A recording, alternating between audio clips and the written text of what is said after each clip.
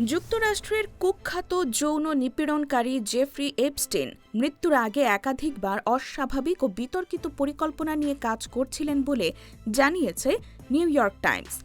প্রতিবেদনে বলা হয়, এপস্টিন নিজের শুক্রাণু ব্যবহার করে বহু সন্তানের জন্ম দেওয়ার মাধ্যমে একটি বিশেষ মানবগোষ্ঠী গড়ে তুলতে চেয়েছিলেন, যাদের প্রত্যেকের মধ্যে থাকবে তাঁর ডিএনএ। নিউ ইয়র্ক টাইমসের অনুসন্ধানে উঠে এসেছে, বছরের পর বছর ধরে এপস্টিন বিভিন্ন বিজ্ঞানী, ধনকুবের ও পরিচিত ব্যক্তিদের কাছে এই পরিকল্পনার কথা জানিয়ে আসছিলেন। তিনি নিউ মেক্সিকো অঙ্গরাজ্যের সান্তা ফে শহরের কাছে অবস্থিত নিজের ৩৩,০০০ বর্গফুটের জোরো র্যাঞ্চ-এ নারীদের গর্ভধারণ করিয়ে সন্তান জন্ম দেওয়ার ইচ্ছা প্রকাশ করেন। এই পরিকল্পনা যাঁরা শুনেছিলেন তারা একে বেবি র্যাঞ্চ বা শিশু প্রজনন খামার নামে উল্লেখ করেন।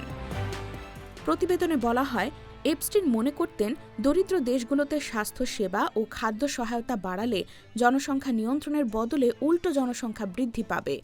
হার্ভার্ডে এক আলোচনায় ওই বক্তব্যের বিরোধিতা করেন মনোবিজ্ঞানী স্টিভেন পিঙ্কার।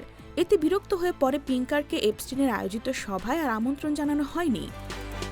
এপস্টিন বৈজ্ঞানিক মহলেও প্রভাব বিস্তার করতেন। তিনি বিভিন্ন সম্মেলন ও গবেষণায় অর্থায়ন করতেন এবং নোবেলজয়ী মারে গেল-মান, স্টিফেন হকিংস সহ একাধিক খ্যাতনামা বিজ্ঞানীর সঙ্গে যোগাযোগ গড়ে তোলেন।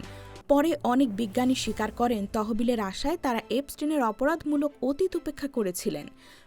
প্রতিবেদন অনুযায়ী Epstein repository for germinal choice নামের একটি স্পার্ম ব্যাংক থেকে অনুপ্রাণিত হয়েছিলেন, যার লক্ষ্য ছিল তথাকথিত উন্নত জিন সংরক্ষণ।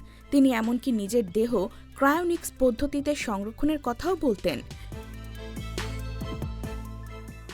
এপস্টিনের কোনো সন্তানের অস্তিত্বের বিষয়ে নিশ্চিত প্রমাণ নেই, তবে সাম্প্রতিক প্রকাশিত নথিতে কিছু গুরুতর অভিযোগ উঠে এসেছে, যেগুলোর সত্যতা এখনও যাচাই হয়নি। সংশ্লিষ্ট বিষয়গুলো এখনও তদন্তাধীন।